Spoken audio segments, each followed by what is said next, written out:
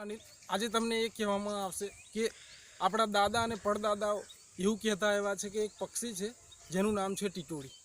એ જેટલા ઈંડા મૂકે એટલા મહિના વરસાદ પડે એવું આપણા દાદા અને પડદાદાઓનો વિશ્વાસ છે. અને આજે એ ઈંડા જિલ્લો છોટાઉદેપુર, તાલુકો બોડેલી, મૂળ પીઠા, કાંતિભાઈ રામજીભાઈના ખેતરમાં આ ટીટોળીએ ઈંડા મૂક્યા છે. એ આજે હું તમને બતાવવા જઈ રહ્યો છું.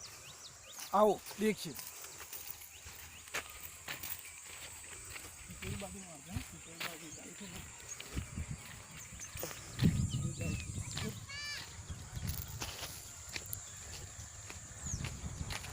તમે જોઈ રહ્યા છો ટીટોળી અહીંથી જઈ રહી છે, અમને જોઈને ભાગી રહી છે. પ્લીઝ એમને અમે તો સાચવી નથી રાખતા, પણ ઈંડા તમને બતાવીશું.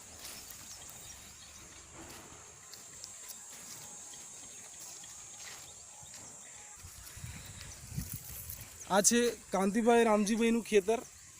એમના ખેતરમાં ટીટોળીએ 4 ઈંડા મૂકેલા છે.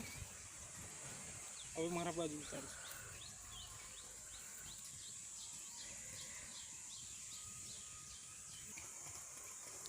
કાંતિભાઈ રામજીભાઈના ખેતરમાં 3 ઈંડા મૂકેલા છે.